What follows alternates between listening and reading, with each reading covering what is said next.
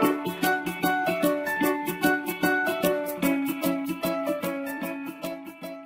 folks, Kevin here. Well, it's December 14th, 2019. It's been a little bit of time since I posted the last video, and I've been a little bit crazy running full tilt boogie around here, and quite honestly I'm a little bit exhausted.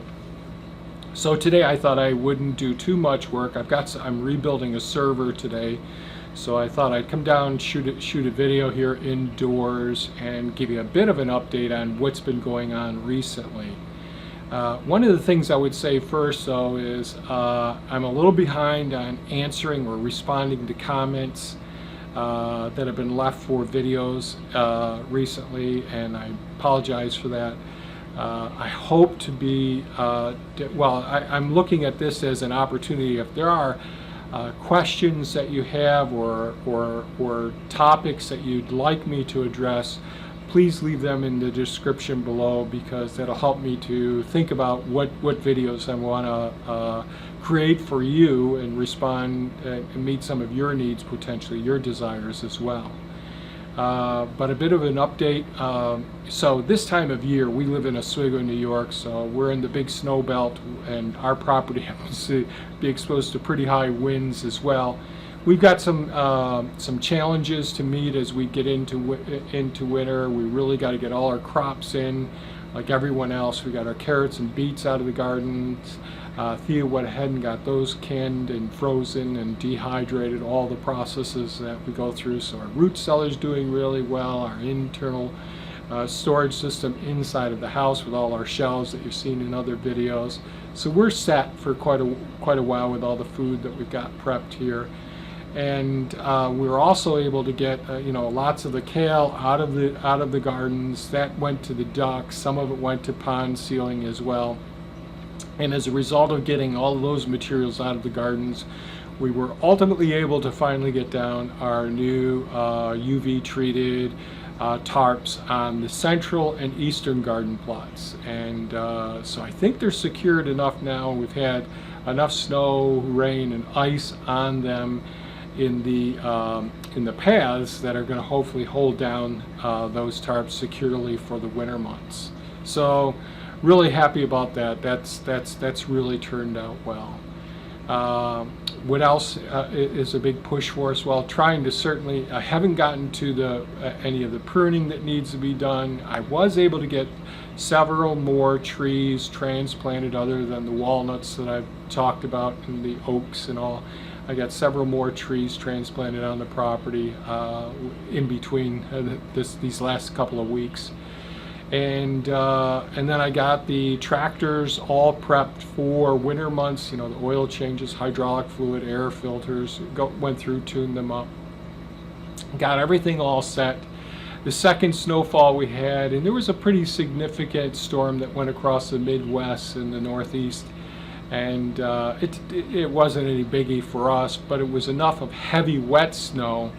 And so when I was using the Mahindra tractor, the tractor with the front end blower mounted on it, the PTO is in the back, and so there's a transition apparatus that redirects the power takeoff to go underneath the tractor, go up front and drive the snow blower. And since it was such heavy wet snow, and I was really realizing that, geez, I wasn't really shooting the snow far enough, I decided to disengage the PTO and shift it into the high range, going from 540 revolutions per minute to 1100 or 1000 revolutions per minute. And but it didn't completely disengage when I hit the disengage button. And when I went to shift it, instead of just grinding the gears, it just shot the PTO shaft right out the back of the transmission axle, blowing through the seal and all. So that was a bit of a challenge for me. I was ultimately able to get it put back together and fixed within 24 hours, I think it was, 24 to 48 hours. So I think within 24 hours I was able to get it fixed and got the place blown out. But it's been a bit chaotic and stressful. You think you get everything all set, and then something goes wrong. I had some challenges with the pickup truck. I'll be making a video about more videos about the Cybertruck or the Cybertruck Mini, my ideas about it as well in the future. And one of the things I'll be doing is talking about some of the features that I love with the Avalanche. I got an 03 Chevy Avalanche that has done so much work around here. Features that I love in that I would like to see incorporated into the Tesla Cybertruck as well. So I'll be making hopefully a couple of videos about those topics. What else? So other things I've had to do is, since I'm so busy at different times doing the construction so I've been busy doing some work trying to reclaim workshop space, moving things around and all. I was able to get the Solex put up into a location where it's pretty secure for now, that we can continue working with the greenhouse after I've got the garden set in the springtime or early summer. I'm excited about that, but right now I do need a bit of a break. What else? Oh, the other thing I've been working on, and today I'm rebuilding one of my older servers, upgrading that so that I can process more data. One of the things I really want to do is, two of my big goals with sharing with you folks is, one, not just sharing our successes, talking about, geez, how well this hugelkultur pits work, how great the wood chips work, and our composting systems. Yes, we can talk about those things, or how the thermal mass works with the greenhouse, all of those things. I really am committed to sharing what doesn't work. What are we trying that really has challenged us and we haven't been able to make it work out the way that we want it to work out. You know, I call them my failures. And one of the things that I've realized that I haven't been successful with is really sharing how we're doing our what I'm going to call a different slant on regenerative agriculture. Many of you are familiar with regenerative agriculture, where people are realizing how important the herbivores are, such as dairy cattle or beef cattle, or using pigs or chickens, different animal species, to rotate through different areas of the property in order to build soil. And so I'm doing it differently. Since we're mindful living sanctuary, I don't want to use domesticated animals. I want to see how well I can use create a safe place for the native species that live here, all the various wildlife, whether they're like day before yesterday I walked out to one of the canal systems. There was one of the minks having a lunch, going down under the ice and all, or the deer, as you've seen in other videos that we've done, or the the cormorants, all of the different species, including the frogs, the toads, the mating seasons. And I know I'm going on about this, but one of the things that really helps us to answer questions in a way with good data is actually capturing so much on film. Now, I am a photographer, or and not even a good amateur photographer or amateur film creator with what you've seen so far, but I really am drawn to trying to capture as much video footage and data as possible to be able to adequately answer some of the questions. Like one of the questions I got not too long ago is, well, what plants would you suggest for planting so that we can encourage deer to eat in this part of the garden or in this part of the food forest and all? And the only way of really knowing that is actually capturing them 24 hours around the clock. When are they actually feeding? Are they truly crepuscular, meaning feeding at dawn and dusk, as has been written in the literature? And when do they feed in relation to snowstorms, windstorms, rainstorms? And which plant species do they prefer? Which ones do they go to? What do they eat during those winter months and where there's heavy snow, where there's several feet of snow on the ground? And the same thing with at what times what birds come in and feed, when do they set up their nests?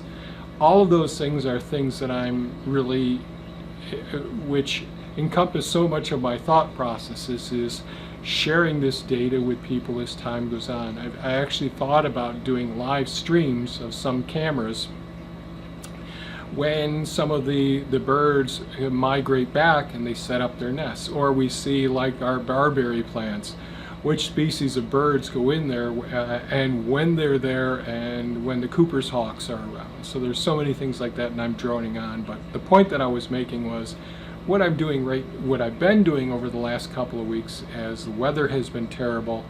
I come in and I'm upgrading the camera systems that we're using around the property. And these camera systems, the technology has really evolved tremendously. And if there's interest in it, I'll do a review on some of the cameras that we've used. And I'm not talking about my photography cameras like the camera that I'm shooting with right now, or the GoPros that you see me doing the garden stuff with. These are security, surveillance, and monitoring camera systems. And so having each one of these series of camera systems having servers that control those, and that's another part of what I'm doing now, is so I need dedicated computer servers and then network backup systems to gather all that data. So that's one of the things I'm really interested in, and it's taken me years to get to this point where I've been able to build these systems and upgrade them to the point that they're at, and hopefully I'll be able to share that data with you over in the future. But there's many terabytes of data that I've been building over time with monitoring all the species here on the property, and it's fascinating because one of the things we're seeing species that we never thought, that I haven't seen since I was a kid, and some species I never saw in this part of the country, other than, like for instance, right now not only do we have the bald eagles that have come back, and certainly the ospreys never left, but the bald eagles, we had the big problems with the DDT back in the 60s and 70s, and they're back, but now I'm actually seeing golden eagles here as well. So how do we capture this information and share it with you over time? I'm not absolutely convinced how I'm going to do that, especially this one guy trying to accomplish all these things, but it's one of the things I'm committed to trying to do anyways. So these are some of the things that I've been working on recently. I'm really interested in those topics that I know. One of the big topics that's been exciting or has gotten the most hits, some of the solar videos I've done in the past, some of the videos on the starting sweet potatoes and all. And again, it failed at the end of the season because I wasn't able to protect the gardens up in the third food forest area. So let me know what sort of videos you're interested in, what sort of topics. The other thing I realize is I've got so many videos that I've posted over time, but I'm really terrible at organizing these videos. And it's going to take me time to learn those things, and unfortunately that organizing those videos may never happen, and I may just end up recreating some of the videos that I've created in the past and see if I can adapt new organizational skills, adopt new organizational skills to make it more readily available and much easier for people to search this YouTube channel to find the data. And again, I'm droning on a bit here, but just wanted to touch base with you. There'll be more videos coming in the relatively near future. I'm a little bit pooped out, as I've said, and I really do enjoy the interactions that we've created in the community as well. And I thank you so much for everyone who's liked and commented and shared the videos. That really does help us to grow. If you're interested in buying a Tesla or any Tesla products, please consider using the referral link in the description below.